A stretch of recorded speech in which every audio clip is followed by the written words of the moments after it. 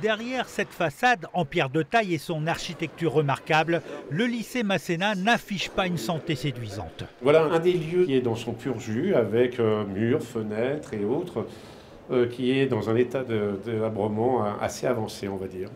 Et la liste des dysfonctionnements est longue. Peinture écaillée, vitres brisées, sol gondolé, boiseries hors d'usage ou encore des chutes de corniches devant l'entrée du réfectoire. Le lycée n'a pas le budget ni les agents nécessaires pour effectuer en interne les réparations.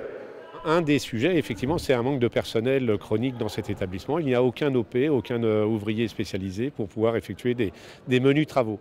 Ça c'est au-delà, naturellement, des demandes de rénovation qui sont en attente. Au fil du temps, les dégradations se sont amplifiées, à tel point que sur les 152 chambres d'internat, 15 ont dû être fermées pour insalubrité.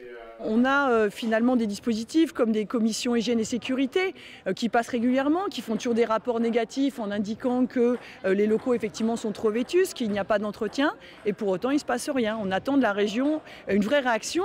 De son côté, la région explique que le lycée a été classé monument historique depuis 2017, des fondations à la toiture en passant par le jardin. Tout est protégé, une protection qui a ses contraintes. Quand on est un monument historique, ce n'est plus la seule région qui intervient avec la direction des lycées. Ce n'est plus les seuls professeurs ou proviseurs ou les personnels administratifs du lycée. C'est également la direction régionale des affaires culturelles, c'est-à-dire la DRAC. Et quand la DRAC est au milieu, c'est un peu plus long.